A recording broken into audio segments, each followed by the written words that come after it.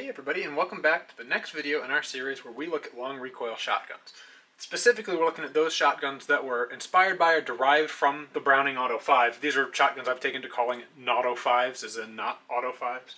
But through the course of this series, we'll see how the Auto 5 sort of inspired and influenced all sorts of auto-loading shotguns, even ones you may not think. We'll end up eventually discussing how even the inertia and gas-operated shotguns we're familiar with today, at least to some extent, date back to the Auto 5.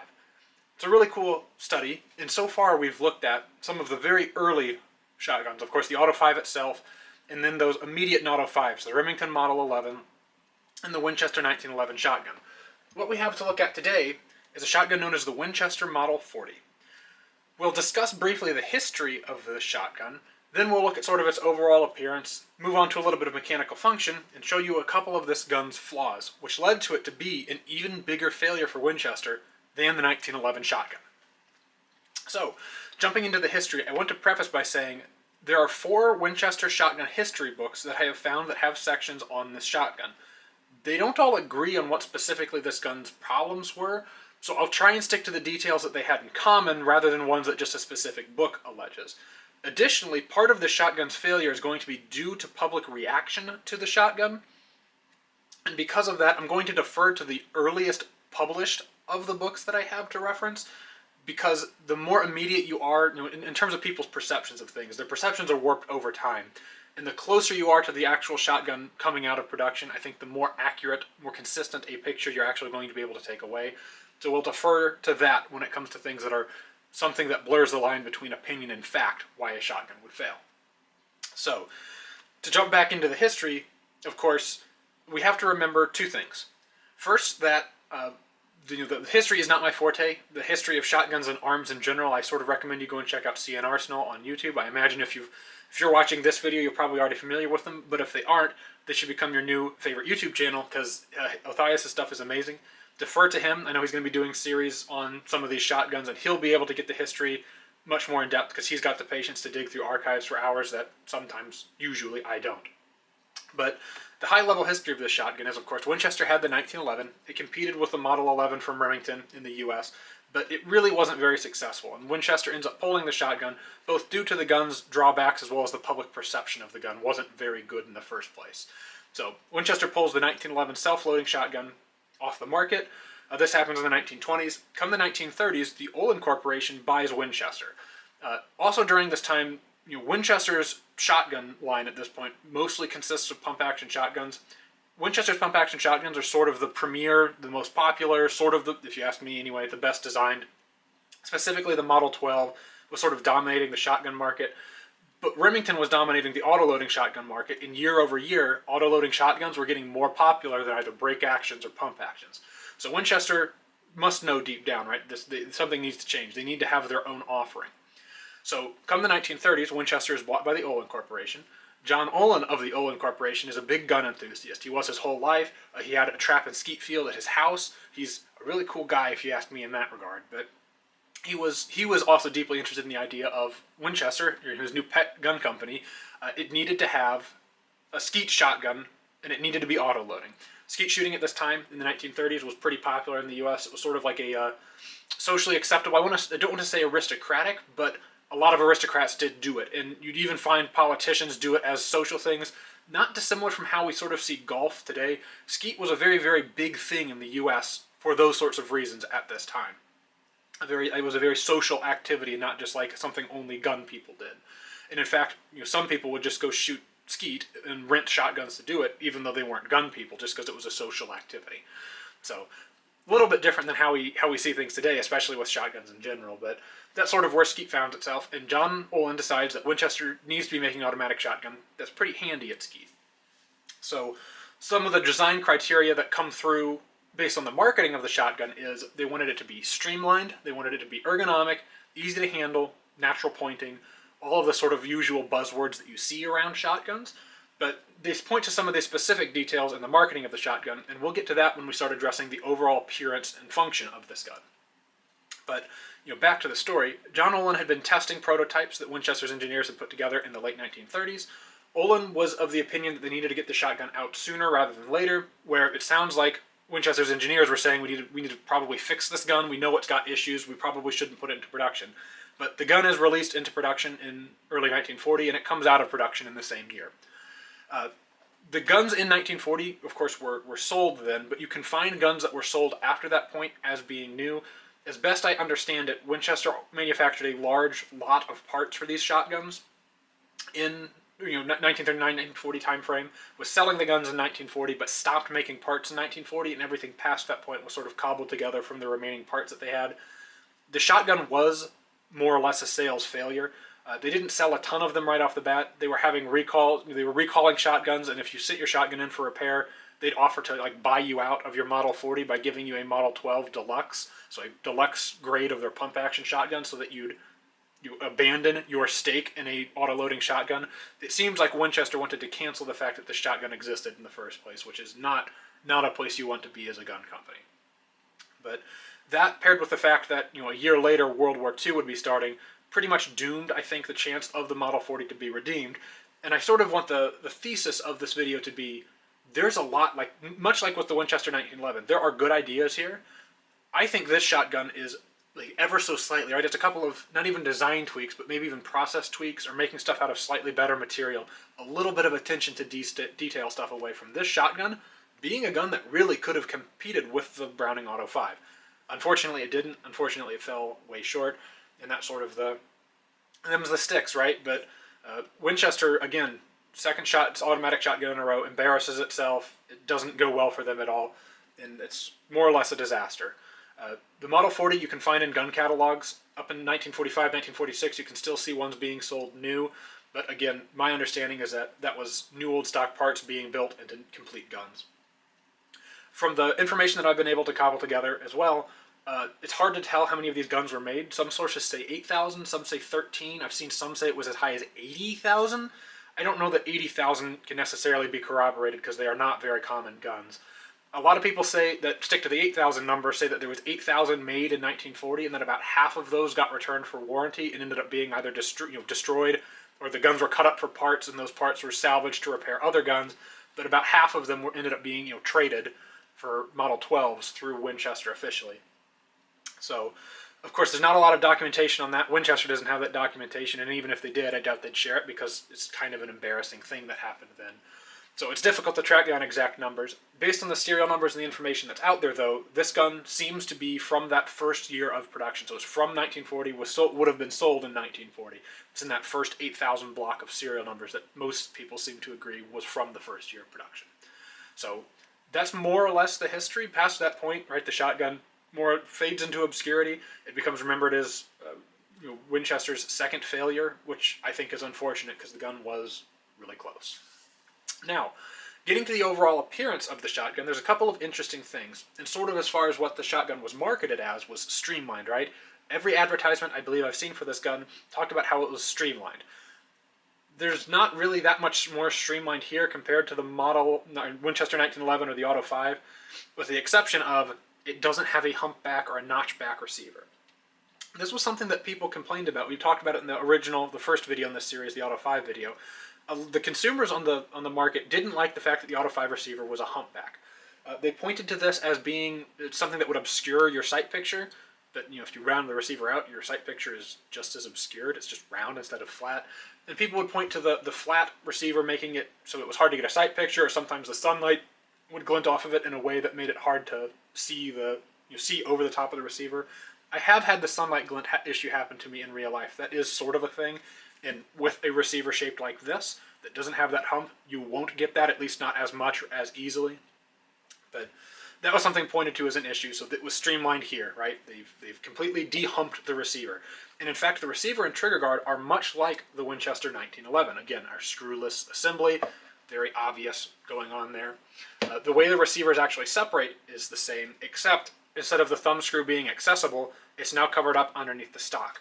So you have to pull the stock off, and this is one thing that I think this gun probably shouldn't have changed from the Winchester 1911. I liked the Winchester 1911 takedown. I thought it was great. Now you have to take the recoil pad off, undo a screw, take the stock off, undo a lock screw, undo another screw, and then you can pull the receivers apart. The Winchester 1911's takedown, I think, was fantastic. This now turns to the regular Auto 5 style of takedown, where all the parts, the barrel and recoil assembly come off the front of the gun. But I kind of preferred the way that the previous Winchester had that done. Maybe that's just down to personal preference, but it sort of sucks to see that missing here. Moving on, another feature that they talked about at great length was the fact that the safety is lockable. You can take the safety off and then rotate the screw on the safety, and that locks the safety in the off position. As best I understand, the reason for this is because a lot of shotguns prior to this didn't have safeties at all, and I assume what they were trying to do is make it so that having a safety wasn't going to be something that could be spun as a detriment, where rather having a safety couldn't be spun as a detriment. So because shotguns hadn't previously had safeties, you don't want to have people be like, well, I don't want to buy that shotgun because I don't want to have to deal with the safety, because what if the safety gets turned on and then I miss my shot because my safety was on and I didn't realize it. So because it's disableable here, I think that's a really neat marketing gimmick. Certainly if you've ever gone to shoot trap, skeet, sporting clays, any of those, invariably, you do enough of it, right? Invariably you'll see somebody who, they go to take their first shot of the day and then, flinch, because their gun was unsafe. And everybody laughs at them, and then sometimes they have to call their mom and go home because they're very embarrassed because everybody laughed at them. And Winchester didn't want you had to have to call your mom on your cell phone to get picked up, so that's why they put that feature on the gun. Anyway, moving forward, we have a bolt that really works the same way as the Winchester 1911 in terms of it has that same pivoting toggle, lifting toggle system in order to lock, but now it's actuated by way of a charging handle.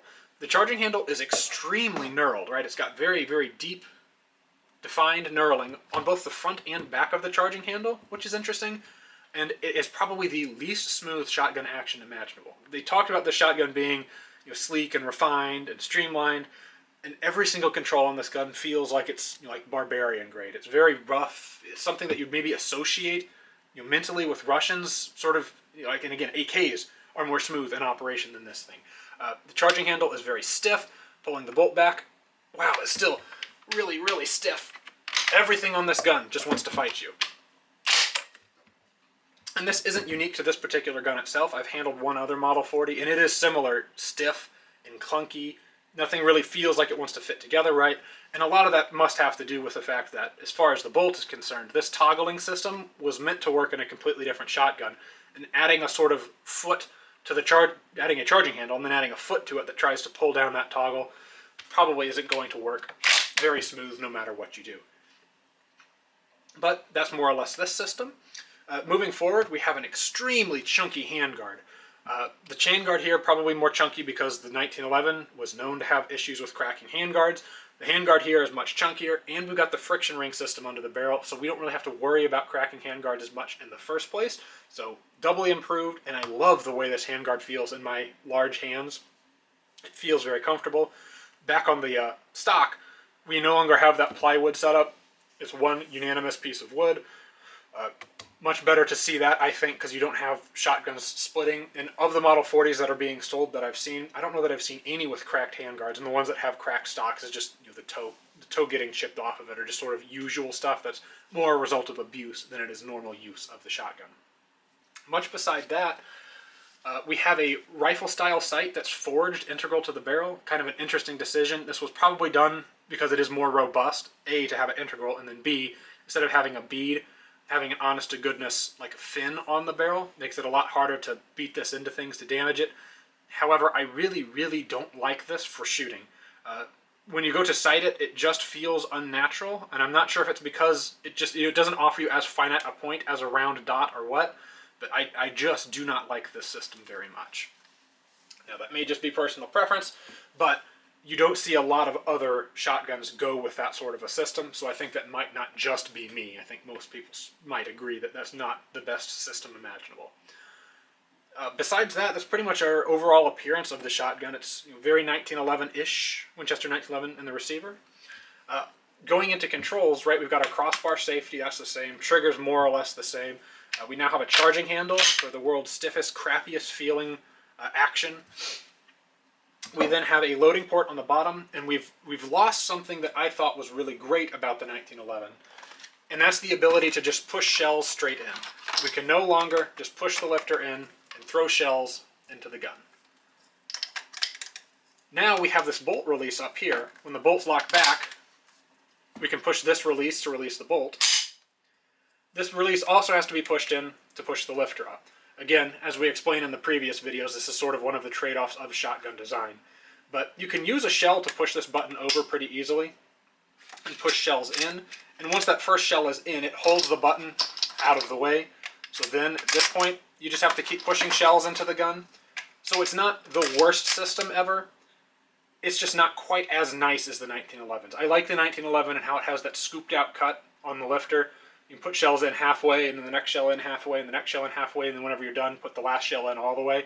I think that's a much easier to use system than this, and it's a lot easier to unload that system than this one, because this sort of just involves a little bit of fiddling around. And with two hands, it's not bad, but the 1911 you can unload one-handed, so it's not the worst system here. It's hard to say if I prefer this to the Auto 5s where you have to hold the button in or not. I think this may be easier to load, but I think I sort of prefer the button system on the Auto 5 just because having your bolt release there, even if you'd have to hold it while you're loading, I think is more convenient than you having to come there to do your bolt release. But that's just a minor gripe. And that's pretty much it as far as the differences in terms of manual of arms, right? You've got your crummy charging handle, you've got your somewhat unique loading gate system there. But besides that, that's your Winchester Model 40 from a high level. Now, I had mentioned before, right, the shotgun was pulled out of production very early on. The reason why seems to be a little bit jumbled looking back historically. So it seems most of the time people point to one of two things being the issue with this gun. The later back you go, the more prevalent the latter one goes. The more recently you look, the one I'm going to talk about first, the more common it seems. More recently, it seems like people talk about these shotguns having an issue where they can fire out of battery. Now, that's a little bit confusing because both this shotgun and the Winchester 1911 have out-of-battery safeties. If the charging handle on this gun isn't all the way forward, or on the Winchester 1911, if the locking wedge hasn't come up, the trigger doesn't do anything. And that's because, as we saw in the 1911, we've got a very interesting trigger system here, but essentially, the recoil, or the action spring guide rod that sort of pushes on the tail for the carrier, it interfaces with the fire control group, and until it's all the way forward, the fire control group isn't live, right? It disables the fire control group. It's a proper out-of-battery safety. Now, with this shotgun, you can pull the charging handle back a little bit and still get the gun to fire. In terms of the actual locking wedge, that locking wedge is still locked in, right? Because it has plenty of engagement, and as the barrel would lurch backwards, that would force them back into engagement. If you did fire the gun with it just a little ways out of battery, and if you pull it like about halfway out of battery, then it won't, right? It'll disconnect the trigger by the time it's pulled about halfway out of battery. And so I don't know if people these days are just inferring that as being an issue, because as far as I can tell, older books didn't point to these guns have out of battery firing issues.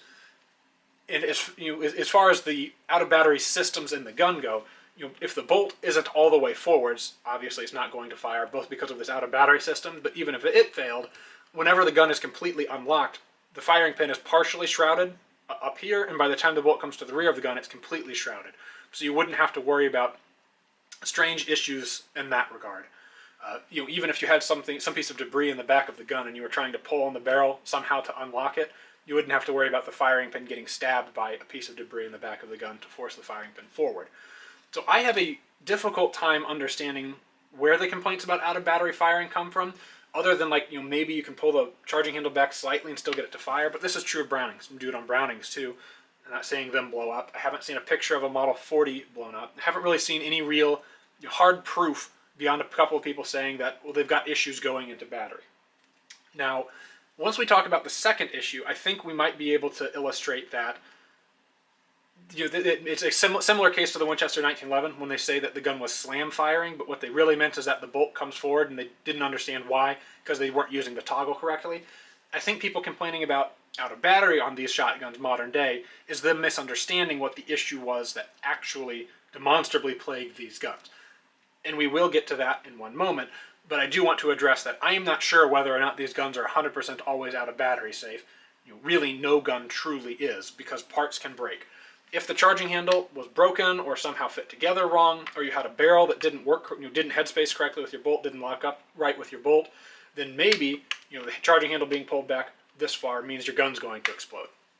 It's difficult to say. Not my place to say it's impossible, but I haven't really seen any actual proof that it was a real issue. And examining, I guess I've examined 2 guns now in depth mechanically enough to see I don't think that's something that's endemic to this gun. At least not like the actual issue that pulled them out of production. That actual issue has to do with the magazine tubes getting damaged and or bending. The magazine tubes getting damaged and or bending, and this gun does have a damaged and bent magazine tube. We'll be able to examine that. Whenever that happens, it will stop the barrel from coming back forwards. Like the barrel would, on this gun, you could barely get the barrel to move at all, and if you shoved it back manually, it'd just come to there, and the spring wouldn't move it back forwards. So with the barrel sort of being locked and not wanting to move freely, you could certainly describe that as the gun won't come back into battery. And I'm wondering if people saying that isn't why people now modern day say, well, the gun could fire out of battery because they hear out of battery and sort of infer, why would that be a problem? Not understanding that the magazine tubes can get damaged or bent. So we can go ahead and take a look at a damaged and or bent magazine tube. But first, we do have to take the front end of this gun off. And now that works just like it does on the Auto 5. We'll take our bolt back, and then we have a mag cap on the front of the magazine tube that unscrews.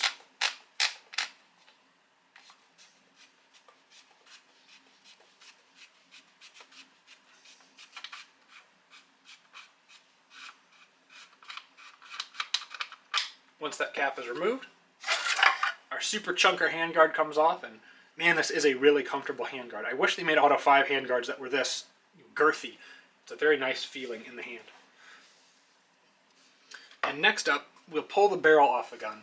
But I do want you guys to pay attention to the fact that this gun has a friction ring system now that's based on the Auto 5. It's got a tensioning band around a friction piece, and it's got a control ring. However, this is not the correct factory position for this control ring, and we'll talk about why, because that's essential to understanding, as far as I can tell anyway, why this gun failed. So we'll have to pull these parts off carefully. Here we go. Barrel comes off. There's our friction ring, and the tensioning ring does pop off of there on this particular example, but slide those back together. Our barrel spring, and then our control ring. And it's this control ring that I think causes all the problems that this gun sort of ran into as far as damaged magazine tubes. Now, whenever I first got this gun, as I explained, the barrel was locked up. It wouldn't move forward or backward hardly at all. I had to pound the barrel out of the gun in the first place. And it was then that I noticed there's road rash marks all over this magazine tube. Great big dents. If you look at the magazine tube sort of straight on, you'll see that it's not straight. It's not straight this way either. It sort of has a hump in it. I did my best using a vise and a pair of 3D printed soft jaws to try and straighten this magazine tube out. Straightening it out helped a lot. The barrel was able to move, just not very freely. And so I had to do a little bit of polishing on all sorts of different components to eventually get this gun to the point that it would cycle. As I was doing this, of course, I was in the middle of my research and understood that some of these guns had damaged magazine tubes. But I was expecting a bent magazine tube to be drastically bent. But the amount of bending here is really not that extreme. And it's more like it's dented. There's dents all along the magazine tube, and those dents, because it's round, any out of roundness is going to cause the barrel to bind up, because the barrel rides on the magazine tube by that loop. And so if that loop binds up, it causes the rails in the receiver to bind up. And that's sort of the basic geometry problem here, is that if there's damage here, that doesn't want to move. So I had to sort of polish out and clean up the damage that's on the magazine tube already. Which led me to wonder, how did the magazine tube get so damaged on this gun? Because I didn't understand that this was a very common problem for these guns until after I was trying to fix this one. And as I fixed it, once I was done fixing it, I went and started doing research, and then turns out this was the big problem with these guns. And the books that I then went and researched do confirm this. This was the big problem with the gun, is bent magazine tubes. And if for whatever crazy reason you want to go out and buy one of these, first off, don't recommend you do that. But if you do, check the magazine tube, because if it's very badly damaged, you're going to be in for a rough time to ever be able to shoot the thing without it jamming every shot due to a damaged magazine tube. New old stock magazine tubes don't exist. You could manufacture one, but that's not an easy thing to have to manufacture. But to get us back on topic, the damage to the magazine tube was something that I was then investigating, and so I put all of the barrel components, I put the springs on, put the rings on, didn't put the handguard on, but I cycled the barrel back by hand. And wouldn't you believe it, right where this giant rut is the position that the control ring comes to when all of the parts are on the barrel. And I can just sort of mock that up for you guys. So there's that mark that we're going to.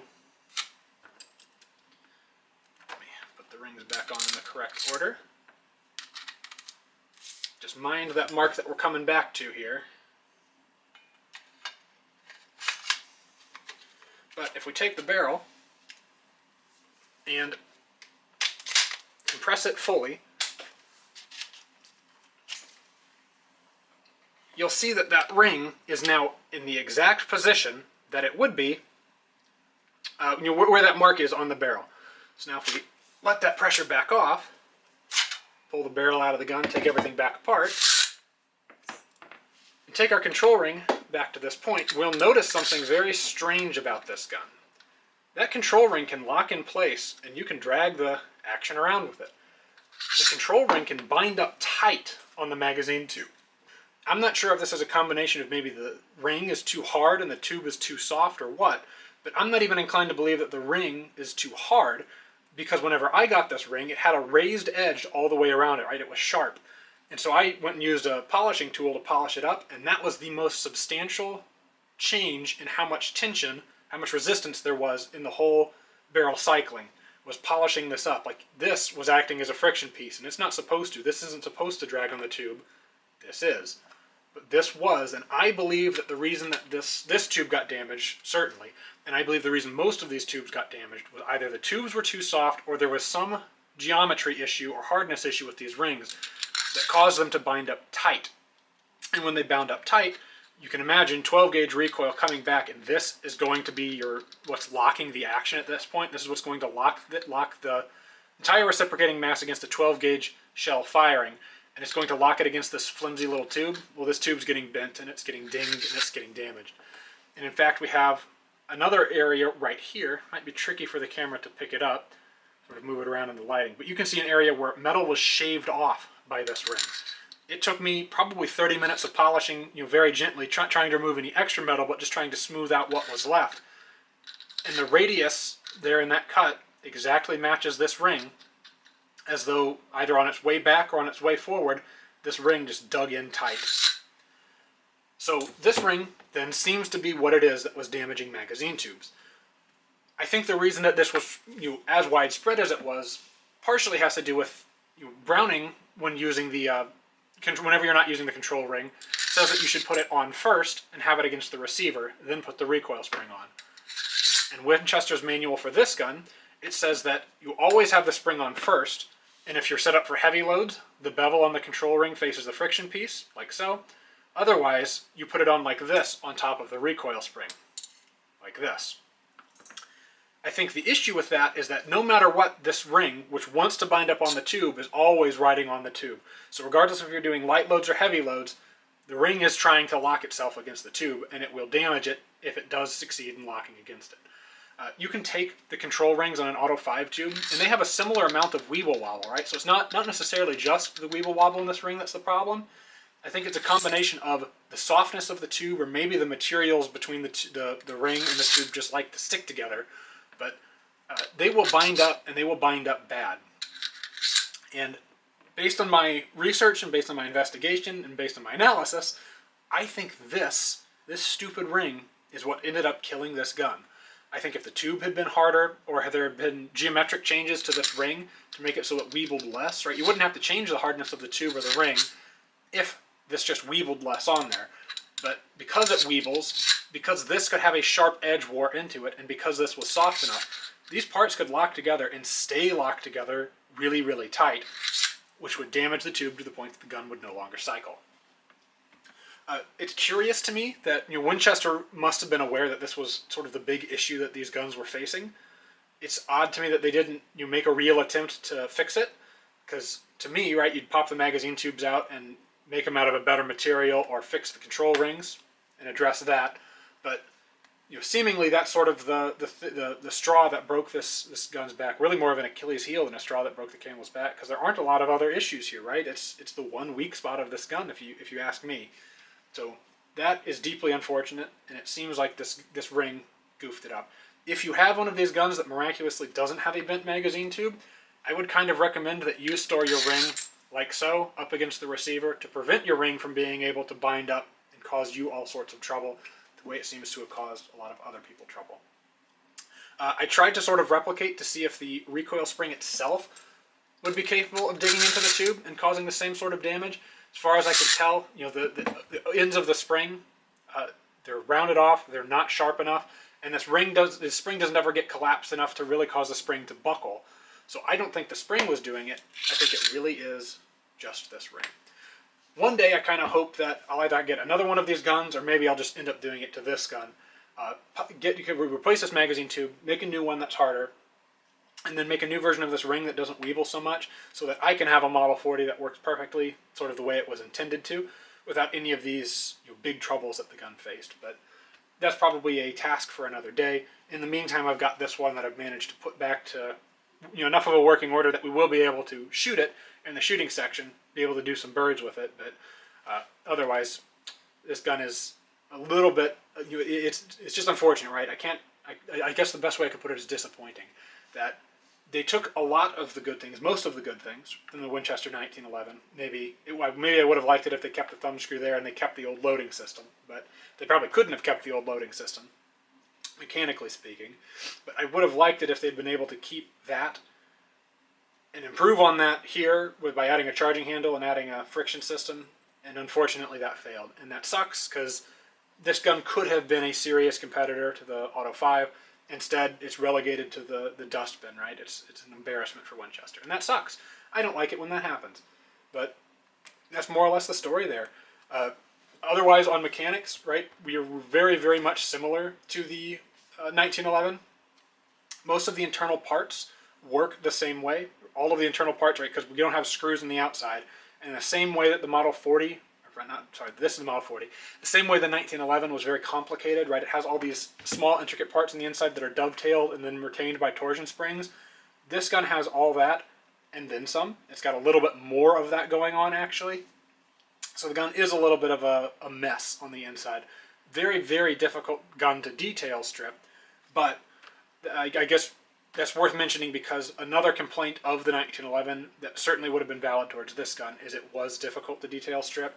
And I imagine if you got a bent magazine tube and took it to your local gunsmith to have him try and figure it out, if he felt like taking the whole gun apart, he'd be like, this gun's a piece of shit. If Winchester's offering you a Model 12, you should take it. And at that point, the gun's reputation is pretty much abandoned, right? It's done for. There's no coming back from that. But that's really what I've got to say here about the Model 40. Again, disappointment. Not disappointment in the gun, but disappointment in the circumstances, more so than anything. But I'll go ahead, I'll get this thing put back together, and once it's reassembled, we'll be able to shoot a couple of birds with it. We'll be able to see how it handles. We've got a 30-inch barrel on this sucker. It's a gigantic barrel, and it's choked full. So we'll certainly have an interesting time trying to hit anything with it.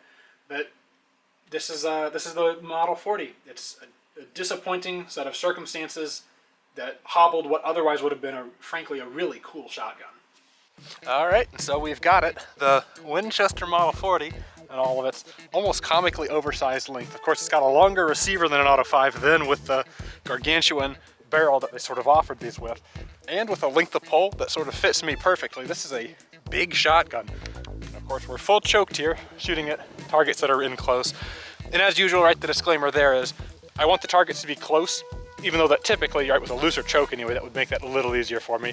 Because when the targets are close, you guys can see the gun, the thrower, the target in flight, and hopefully, especially with the leaves off the trees, you guys will be able to see the target in flight pretty good. I wasn't able to film too much whenever the leaves are all orange, because the target actually blended in with them pretty hilariously on the camera, but with any luck, you guys will be able to see them. And with any luck, our Model 40 here won't let us down, and we'll be able to shoot some stuff with it. So, of course, loading, like we talked about before, pretty simple to drop around in the action. Your action shut button is down here, which is somewhat awkward, but that gets the action shut. And then the first round has to nose over that button to get the latch to go out of the way. And then at that point, just as simple as pushing rounds in from the bottom. Whenever it's not plugged, the capacity is 4 in the tube, 1 in the chamber. Just like an Auto 5, we now have 5 rounds on deck. See what we can do against some of these clay birds here. And again, as usual, these are biodegradable birds, which means that they sometimes have a little bit of trouble running through some throwers, but then of course they're non-toxic and all these wonderful sorts of things. But we'll go ahead, shoot some birds here, and then maybe talk a little bit more Let's see if we have any weird jams or malfunctions from this thing. One thing that this gun does sometimes do is fail to lock back on the last round, so we'll just see how it's behaving today. In the cold, it's a little cold today, but we'll get ourselves ready here. There we go. I hit that one a little high, but it was a hit, so that counts. Behind that one, that was 100% my fault. There we go. Pretty good looking. Behind that one, I'm going to take a moment to complain. The rifle style front sight on this thing, paired with how it floats over the receiver and how this stock fits me, my head isn't really on the stock when I shoot this thing, and sort of, it prevents an illusion. This is just excuses more likely. Right? The gun just doesn't fit me well. It's just how it goes. But that sight is distracting in a half because it's doesn't really present a bead. See if the camera can see that pretty nicely. That sight does not present you a bead whenever you look down over the top of the receiver. It presents you a rifle sight. I don't know what Winchester's idea was. In the marketing, they were like, well, it's so streamlined. I think it's useless. It's hard, tricky to use. Not useless, but just hard to use.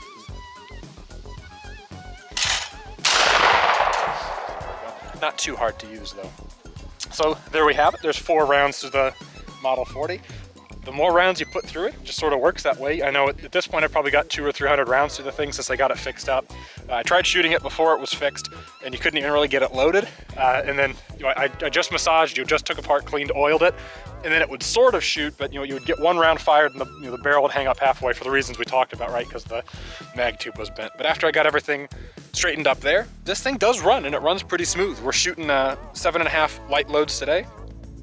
7.5 1 ounce light loads today, and it's a very comfortable gun with those loads. You can do heavy loads in this, but for the reasons we talked about, I've decided not to use the control ring since it seems what seems to cause magazine tubes to get damaged. So I try to keep this thing away from heavy loads as much as I can because A, I've got one that doesn't have any cracks in the stock, and I'd kind of like to keep it that way. But then also B, because I can't swap in that ring for fear of damaging the mag tube even worse than it's already damaged. It runs lights, and so it sticks to lights. A steady diet of them, in fact. But that's the Model 40. I don't know that there's a ton more to say about it. Any sort of shooting with it would look the same, but we can do a little bit of slow-mo just to sort of give you guys an idea. But believe it or not, this one, externally, more or less just like an Auto 5, right? Because that's what we were trying to emulate here.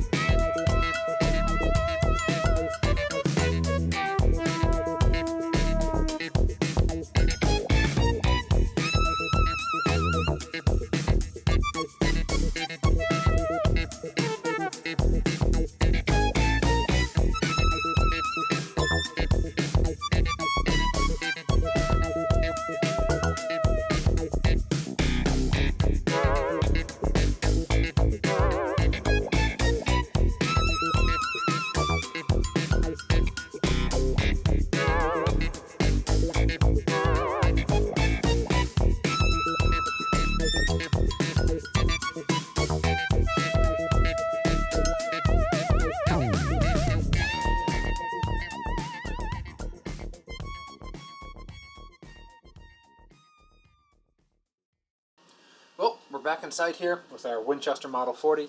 Do a couple of closing thoughts and send you guys on your way.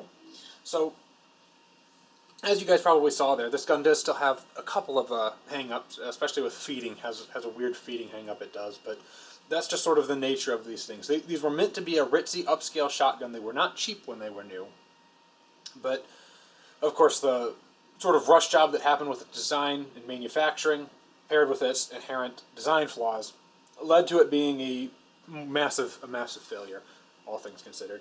Meant to be a very upmarket shotgun, and in fact, in the next videos, we'll be looking at a shotgun that Remington put together out of fear of this gun. Remington was deeply concerned that the Winchester Model 40 would just become the new face of auto-loading shotguns, and that if it wasn't streamlined, if it didn't look something like this, it simply wouldn't sell.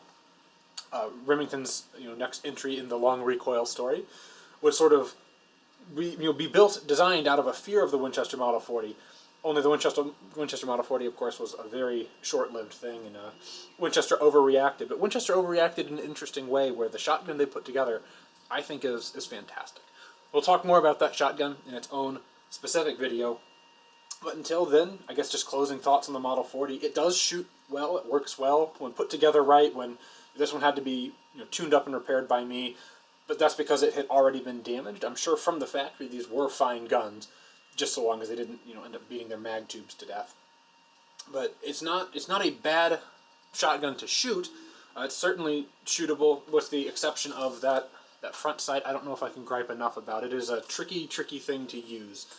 Not really sure how they thought that was intuitive or useful, but it's probably my least favorite sight that we've dealt with so far, and maybe my least favorite sight on a shotgun ever. Even for shooting clay targets, I think I prefer like actual rifle sights, like aperture sights like you'd find on some slug guns. Kind of like those better than this, just because this is not great. It's too thick. It's again not fantastic. I don't like it. Otherwise, though, this is a great gun. It fits me well, with the exception of the sight. Shoots great. The chunky forend feels great. The stock fits. It's not a bad gun by any stretch, except for the things we've mentioned that do make it a bad gun. If those things weren't a factor, I really do think Winchester would have had a real shot at dethroning the Auto 5 here. Unfortunately, things did not play out that way. The Auto 5 remained king. Completely failed to dethrone it here. Although Winchester would certainly circle the wagons after this. They'd stop trying to make a semi-automatic shotgun until after World War II. And their next entry would not be a long recoil gun, but it would be pretty successful, and especially its successor would be very successful. Depending on the numbers you look at, it ended up eating about an eighth of the Auto 5's market share at one point, but an eighth wasn't enough to keep it profitable. And even Winchester's two follow-on shotguns after this, which again weren't long recoil, so we'll maybe talk about them in a separate video, but not as a part of these series. Winchester's next two semi-auto shotguns still didn't sell in high enough numbers to make it worth Winchester's while. Winchester has sort of just been a history of failures when it comes to semi-auto shotguns. I like the Super X's, but they're also sort of wrapped up in this, and the 1400s and 140s are also just renowned as being bad shotguns. But the Model 40 was close, and unfortunately, I hate to say it, it was close a lot like the 1911 was close, where save for one or two design issues, things that could have been done better, it really had a shot. And it's unfortunate to see that these days it's done, right? It's certainly not coming back. Although in a later video, this one will be quite a bit down the line, it may even be a year before I actually get to it, the Winchester Model 40 didn't die here exactly. There would be one company that would see the Model 40, make a more streamlined, more refined version of it in incredibly small numbers. And it was never sold in the US, they never really found their way over here. But provided I can get my hands on one, I'd love to do a video on that. Because we'll see that the lines on the Winchester Model 40 weren't just inspiring for Remington, right? It wasn't just Remington that saw this and went, well, we have to do that. There were other companies that saw it and noticed that. And frankly, if the only shotguns that you've seen otherwise is things like your Auto 5 or your Model 11, either of the Model 11s, the Winchester or the Remington, this is a much more attractive, streamlined, modern-looking shotgun than those that we've seen. So it certainly makes sense why this shotgun was impactful, right? It did sort of spawn a lineage, a couple of spin-offs of it specifically, despite the fact that in reality it was a more or less an abject failure. But that's been the Winchester Model 40. It's a great gun. I hope to eventually get back around to a detailed teardown videos of all the guns. and you'll be able to see exactly how cockamamie this gun is on the inside. It's very, very poor marks for disassembly. Detailed disassembly of this gun is tough.